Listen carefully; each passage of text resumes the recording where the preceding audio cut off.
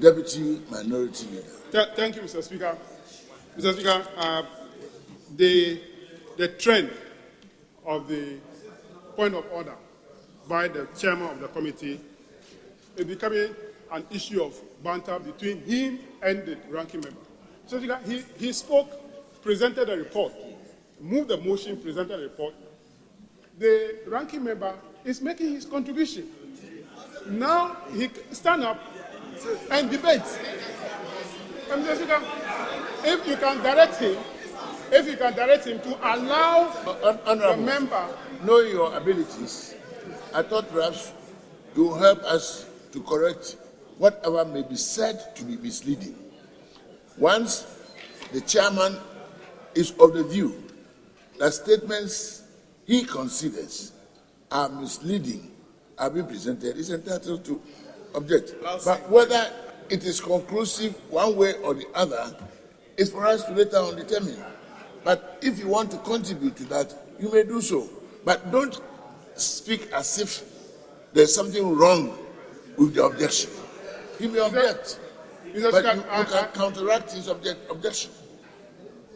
Mr. Speaker, thank you very much for your explanation. But, Mr. Speaker, if the chairman of the committee disagrees with the ranking member, and the ranking member also stand on his point, then it's going to be a banter between the two of them. I will not close here today. But you see, that is the point I'm making, Mr. Speaker. Particularly, Honorable, when it comes to certain figures and such matters, sometimes it is all right if we allow the two parties to go into some detail.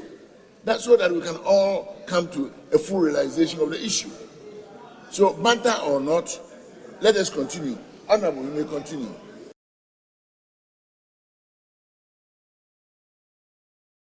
Deputy Leader. Thank you, Mr. Speaker. Mr. Speaker, the question at the tail end talk about under what circumstances, which is part of the question. The answer provided by the Honourable Minister ignores completely that portion of the question. Now he is asking, on a supplementary question, he is asking that we give him time to provide that information. Is it the case that he has seen that portion of the question and refused to answer, or he has not gotten the information?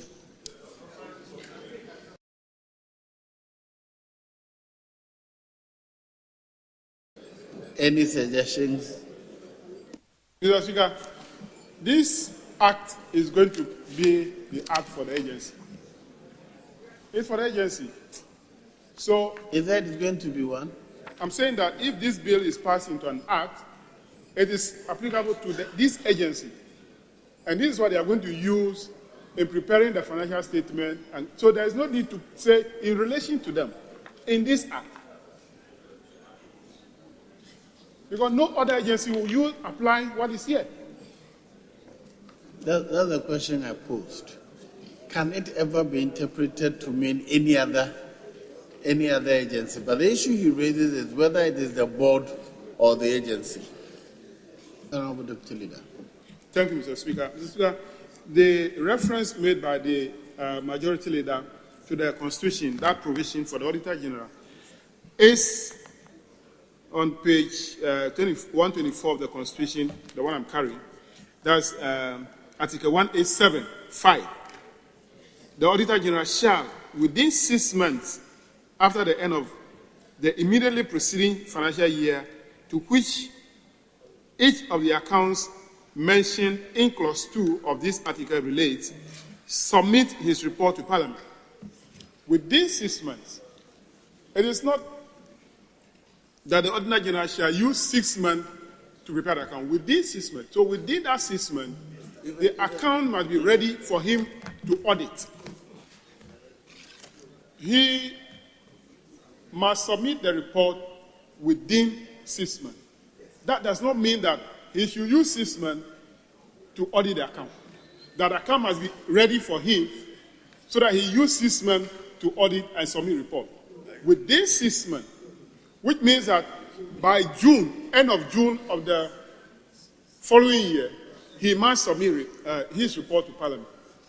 And then we're also saying that within 3 months, after the end of the year, the agency must make the account ready so that the Auditor General can audit within the 6 months.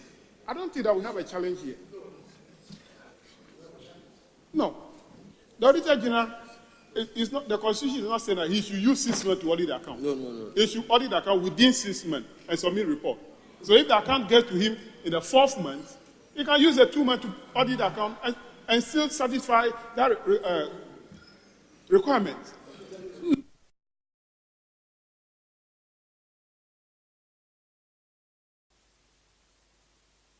Honorable Deputy Minority Leader. Thank you, Mr. Speaker. Mr. Speaker, I think that because this is the management of the fund, not the account. If it is account, that will be the duty of the management staff of the agency to manage the account. But this is a fund which must be managed by the board because decisions as to investment of part of that fund is a board function, not management function. So I agree with what we have in the bill, that it should be the function of the board to manage the fund. If it is account of the agency, that should be the duty of management. So I agree that management of the fund should be the function of the board.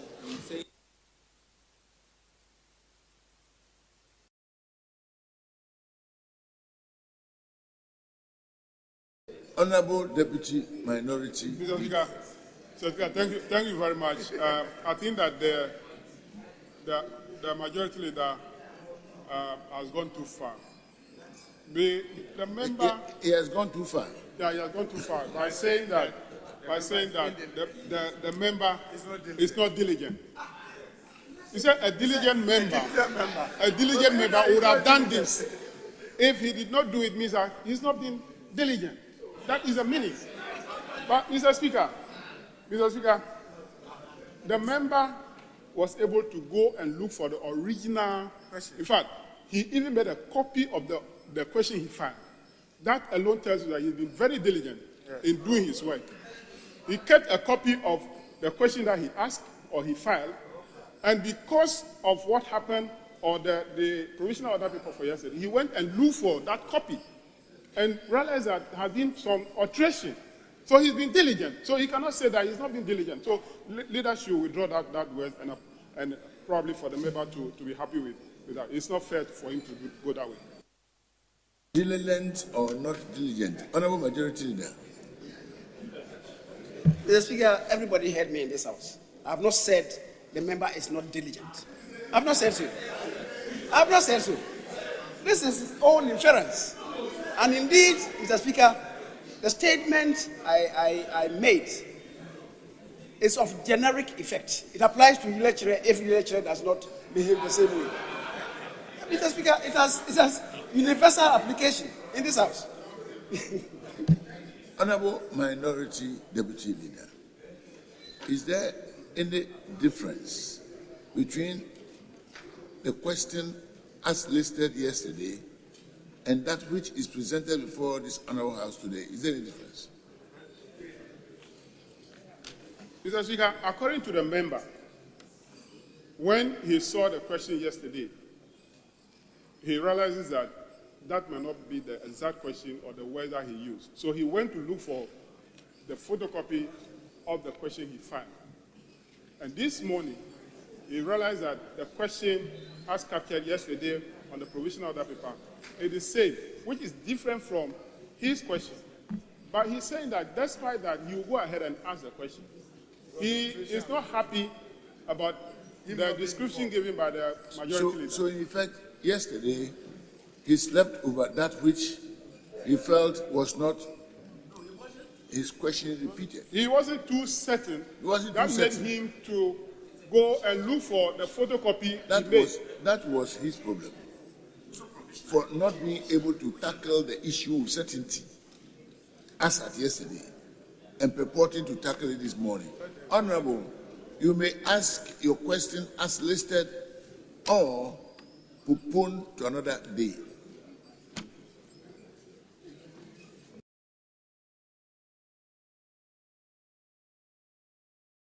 Honorable Deputy Minister for Finance. Well, thank you, Mr. Speaker. Mr. Speaker, I think the suggestions made on the floor in respect of this agreement are good suggestions, and they would be taken into account. We ought to remember, Mr. Speaker, that one of the biggest challenges facing our economy is the significantly narrow manufacturing base. We are not producing enough. Manufacturing activities are not expanding as fast as they should. And therefore, essentially, we are not creating sufficient wealth. And it is clear throughout our budget statements. One of the answers to this is for the country to adopt policies that would attract people with capital to come and invest in the economy. We signed this double taxation agreement not so much because we want, not so much just because we want our citizens and investors to go out there and invest and enjoy those benefits, but also that we will attract investments, and with it, all the benefits we can get, the foreign exchange advantages we gain if people set up businesses here and they export, the employment generation we have, and even in respect of taxes, even where the investors, the primary investors themselves, are not paying taxes, they engage in economic activity with other economic actors, and those economic actors will pay taxes. So, in every way, I think the country's posture in respect of this double taxation is right. And whilst we should take on board the point made by Honorable Avedzi that we may want to conduct some investigation to see exactly the nature of the benefits we are getting, ordinarily, I think we should proceed along this path as we seek to deal with our manufacturing challenges. I thank you, Mr. Speaker. Does the leader want to contribute to this one? Majority Leader, do you want to contribute? Mr. Speaker, just a little observation. Speaker, I support the approval of the report from the Finance Committee. Yes, Honorable Deputy Minority Leader. Mr. Speaker, if you watch my back, we have almost empty space, which tells you that there is something happening on our side. In fact, Mr. Speaker, myself here, I have to leave now and go to my constituency because tomorrow is an election day for our executive. I was pleading with the leader that if we can adjourn the House so that we can also have time, because we need to travel before we get to our constituency. Leader is saying we should do the bill, and I think that it will be too much on our side. If we can adjourn now, we will have to travel to our constituency and then go and do that. So we are pleading that we adjourn so that we go. No lawyer on Yes, Honorable Majority Leader. Speaker, I appreciate the issue raised by my colleague, the Deputy Minority Leader. But this is something that we should have done 3 days back. The Speaker, he knows that there are so many bills that are pending in the House. We have about dealt with this. The committee has worked on it, and there are only 3 or 4 outstanding issues that we can deal with quickly in less than 30 minutes. Mr. Speaker, and I am pleading with my colleague that we deal with it. And then in less than 30 minutes, we'll finish. Mr. Speaker, yes. The members of the committee that work on this bill are all not here. From the minority side, the ranking member, deputy ranking member, and other members of the committee are all not here. Where are they? Leader, you say you are here. Where are they? Show me. They are not here. So, Mr. Speaker, I don't know how we are going to appreciate the work. You mean you don't know how the senior members on the in this house will appreciate. Not all. I was thinking that since there are no amendments standing in the name of individuals, but all standing in the name of the committee, it would suggest that members have agreed at the committee and the chair is going to move it. So I would rather suggest that we do 1 hour, which will be sufficient time to adjourn for members. 1 hour. Leaders, I thought we would have agreed on this before.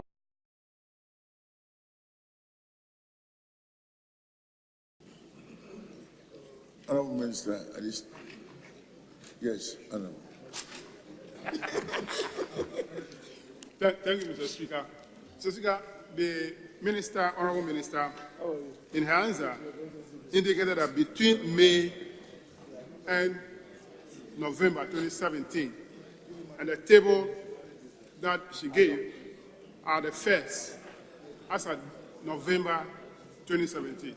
Can the Minister update us on the current fares as of today?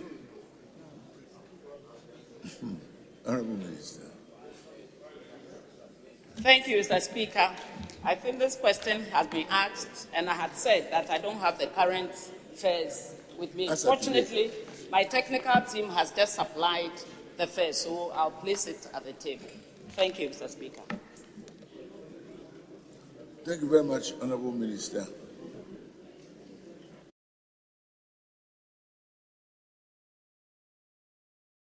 Mr. Speaker, I think my leader is up, so I'll yield to the leader. Yeah. Mr. Speaker, thank you very much. The Deputy Minister for Road and Highway is giving an assurance, but the assurance is an open assurance which has no time bound. Can the Minister be mindful to that situation and then give us date by which that assurance will be fulfilled? Honorable Minister, the Deputy Minority Leader wants a closed assurance. Please answer the question.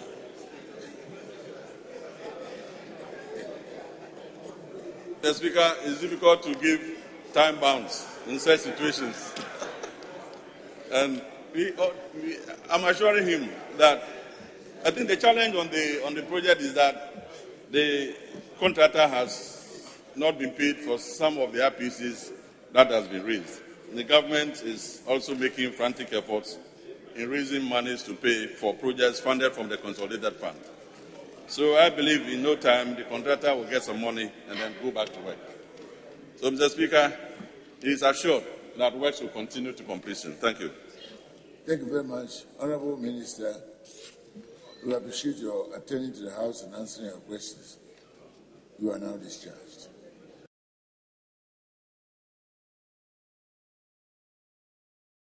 Speaker, the Honorable Minister responsible for food and agriculture is outside the jurisdiction.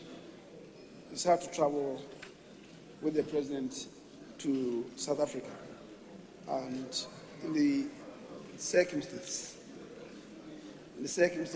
may I request the House to indulge the Deputy Minister who would step in to answer the question on behalf of the Minister responsible for food and agriculture. Deputy Minister is one of our own and is here in the chamber with us. I'm on trouble. Thank you, Mr. Speaker. Mr. Speaker, I heard a majority that says that the minister is out of the country, is travel. And we are aware that there is a ban on travel by the President. How come the Minister for Food and Agriculture is... Honorable, I'm sure you will not be able to produce any source. So drop that and then go on. If you have a source, bring it up. Of course, it's if you a have public a source, bring knowledge it. that the Otherwise, President withdraw said, with the that. exception of the Minister for Foreign Affairs, no minister should travel. It's a public information. Honorable, Honorable, I don't know. And you may please school me by giving me the source. I don't know as I sit here. So please, you can go on without going to that area. Otherwise, you may produce it and then go on. Mr. Speaker, my concern is actually the absence of the minister coming to answer the question. We, in the past, you have even directed yourself that ministers should respond to the House and come to answer questions. But these days, it's only deputy ministers who come to the House. The ministers themselves do not come here to answer questions. So, Mr. Speaker, I think that some of the ministers who are not coming to the House to answer questions should take the House seriously and make sure that they come here themselves to answer the questions. The owner of the question may please ask that we postpone this as the minister is out of the jurisdiction, or proceed with the honorable deputy minister if we want to make any progress. Yes, honorable majority leader. Speaker, a statement that has been made by in the House by the deputy minority leader that these days, and I'm quoting him, ministers don't attend to the business of the House. They are represented by their deputies. Mr. Speaker, that statement itself is a factual inexactitude. A minister of state just left us. The minister responsible for communications. He just came to answer a question. In fact, two questions. So for him to say that these days ministers don't come to respond to questions is most untrue. That statement is most untrue. The Speaker, yes. the other matter relating to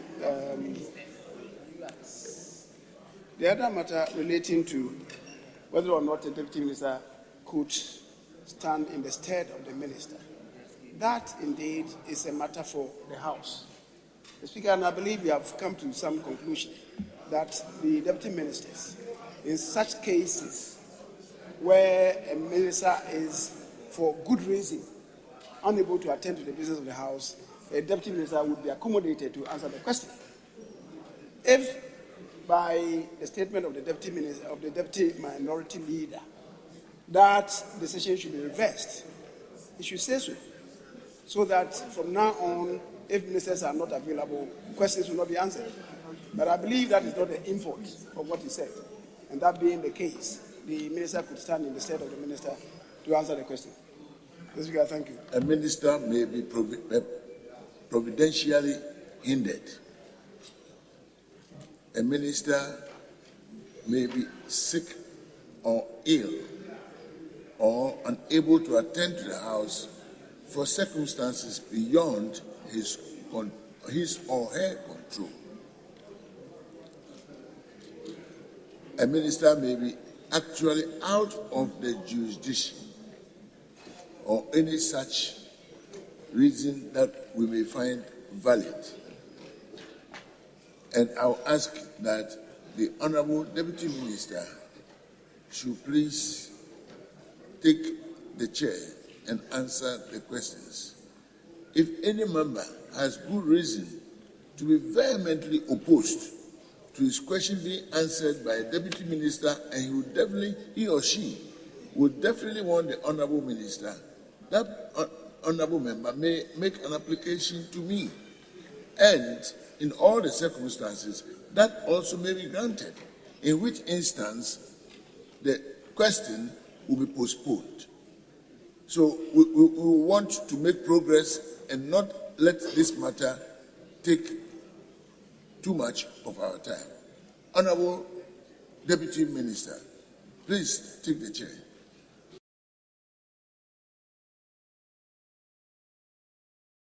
Independent, a levy, independent. Yes. Mr. Speaker, the National Health Insurance Levy, before this amendment, is a deductible item or a claimable item that is claimed as an input levy, or if you don't want to use the word VAT, as an input levy. The concept is that on that 2.5%, which is a levy paid by a businessman, whenever that businessman add value to the goods and he sell, the value he added, 2.5% is applicable on that value again. And so the concept of VAT, which is an input-output mechanism, apply to this levy as well. Until this amendment, the amendment is not proposing that concept should not apply anymore. You don't pay that 2.5%, which you account as an input levy, and then apply 2.5% on the value that you have added to the consumer. Then you use the mechanism of input-output. That should not apply again. That is the whole concept here. So, if you are saying that this amendment is a levy which is not subject to input-output method of computation, is hanging. Computation of what? That is why Minister for Monitoring and Evaluation is saying that. Because that mechanism of input-output computation is applicable to VAT, which we all know, just said that a levy which is not subject to the input-output method of computation of VAT. And that's simplify it. Now, if you don't want that, then let me assist you now. If you don't want that, you don't want to hear the word VAT, because VAT has become a monster that you don't want to Ghanaians to know that you are charging VAT. I'll help you. Let's just limit the long title to say that an act to impose national health insurance levy and to provide for related matters. But the mechanism, because you are amending other sections that will no more make it as an input-output mechanism. So the long title should be, you are imposing the first law that you are amending, the long title talk about a levy which is claimable or deductible by the businessman. But if you make it simple that an act to impose a levy and to provide for related matters is settle the matter. If you don't go this way, then go by the first method. Thank you. Speaker, we are not I think we are talking about a new mechanism, which is very clear in my view. I've listened. I'm not seeing any more value added to. So I'll put the question. All in favor of the proposed amendment say aye. Aye. All against say no. The ayes have it. The amendment is carried.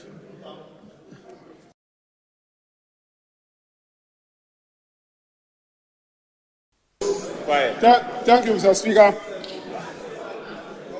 Mr. Speaker, I rise to oppose the motion in the form it is. Mr. Speaker, these are my reasons. The first one, Honorable Oppong Nkrumah, the Deputy Minister of Information, read Article 181, and he read only 1815, where he mentioned international business or economic transaction. Mr. Speaker, that is true. He's perfectly correct that if government is entering into any agreement which is international and of economic value, Parliament must approve it. That is correct. But the action required from Parliament make reference to Article 181. And when you go to the Constitution, and you go to Article 181, it talks about loans. There are three main items there you can see under the Article 181. The first one is when government of Ghana is granting loan out of our public funds, it must be approved by Parliament. The second one, if government of Ghana is contracting loan into public funds, it must be approved by Parliament. And the third one is when government is entering into international business or economic transaction, it must be approved by Parliament. Honorable Apon Nkrumah decided to dwell on only one, which is international business or economic transaction. I don't fault him. But, Mr. Speaker, the agreement before us today is not limited to only the Article 181 quoted by Honorable Apon Nkrumah or in the agreement before us. Mr. Speaker, the memo that came to Parliament made reference to other provisions in the Public Financial Management Act. The first one is Section 55(1) of the Public Financial Management Act. Mr. Speaker, permit me to read. Section 55(1) says that subject to Article 181 of the Constitution and this Act, the Minister has the authority to raise a loan on behalf of government, both within and outside the country, and in local or foreign currencies. So the Minister of Finance is riding on Section 55(1) on the authority given to him by this Act to raise loan. That provision of Section 55(1) did not give authority to the Minister of Finance to go and raise butter. Subject to 181, if you refer to this 1815, this one does not support that provision. It did not support that provision because the 155(1) of the PFMA did not talk about economic transaction or international business. Mr. Speaker, don't mind, just continue. The next provision on which the Minister of Finance is riding is Section 56(1) of the PFMA. Mr. Speaker, permit me, let me read Section 56(1). It says that the terms and conditions of all government borrowings shall be laid before Parliament and shall not come into operation unless the terms and conditions are approved by a resolution of Parliament. Mr. Speaker, the barter trade that they are talking about, the provision that the minister quoted did not say that the terms and conditions of a barter trade shall be laid before Parliament for approval. It said the terms and conditions of government borrowing shall be laid before Parliament for approval, and it shall not come into effect unless it is approved by a resolution of Parliament. Mr. Speaker, if the minister himself is riding on Article 1815, section of the Constitution, Section 55(1) of the Public Financial Management Act, Section 56(1) of the Public Financial Management Act, and asking Parliament to approve this, how do you turn around to say it is not a loan, it is not borrowing, but it's a barter trade? Mr. Speaker, barter. Mr. Speaker, if you go to the committee's report, Mr. Speaker, if you go to page 2 of 7 and page 3 of 7, we have the terms and conditions of the loans. Mr. Speaker, which barter trade pay interest rates? Mr. Speaker, I want to find out which barter trade that you pay interest. I want an answer. Mr. Speaker, page 3 of 7. Interest rate, U.S. LIBOR plus 2.8 to 3.3% per annum. It is only in this government that a butter you pay interest. Which butter trade you pay interest? Which butter trade that you pay interest?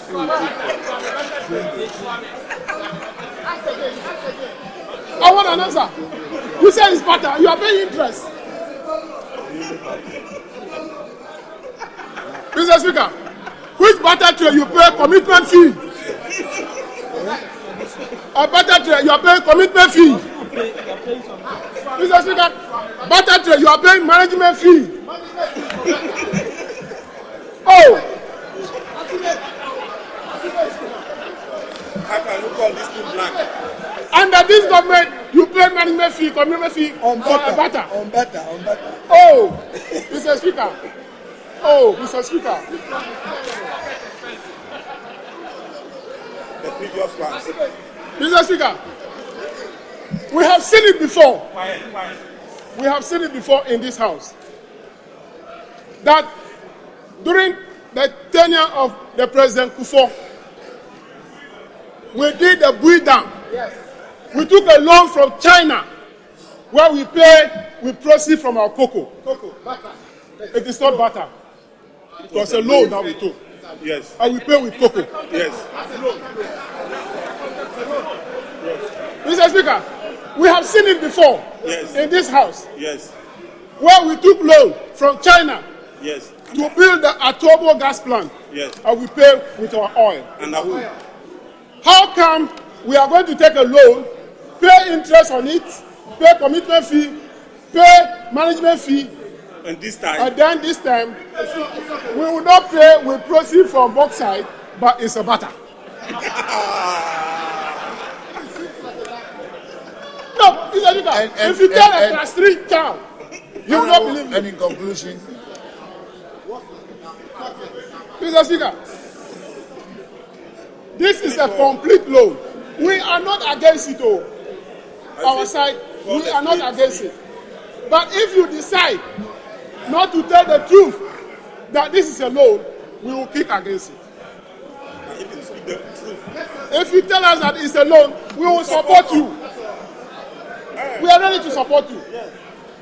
Mr. Speaker, is it because we went around to say that we will not borrow? That is why we don't want to hear the word borrow. Is it because we say we will not borrow? That is what we want. We don't want to hear the word borrow or loan. Mr. Speaker, this is a complete borrowing. Now, Mr. Speaker, let me pose another question. If you want to pay with bauxite, I've heard you conclude so many times I'm concluding. by saying that I'm concluding. you only have to say it's a loan and we support. Okay. I'm concluding, Mr. Speaker. Will you end Mr. Speaker, on your favorite? we are taking $2 billion. What quantity of bauxite are you going to use to repay? We don't know. You have to sell or value the bauxite. Yes. That gives you the value. Then you can then compare it to know how you are going to pay the $2 billion. Butter is what? You will send goods and take goods. But in this butter, we are sending what? We are taking cash, 2 billion. We are taking cash, 2 billion, and then pay with the aluminum. Mr. Speaker, there is one fundamental issue which I will conclude. The action required is saying that we are to approve master project support agreement, which is 2 billion. The second one, to approve a commercial agreement for 500 million. The memorandum to us, Mr. Speaker, the memorandum is referring to a $500 million. The motion is referring to a $2 billion.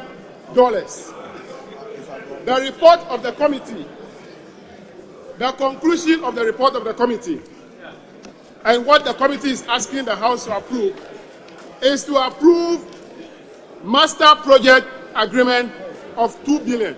Which of the two are we doing? The committee is not asking us to approve the master project support agreement and then the commercial agreement for 500 million.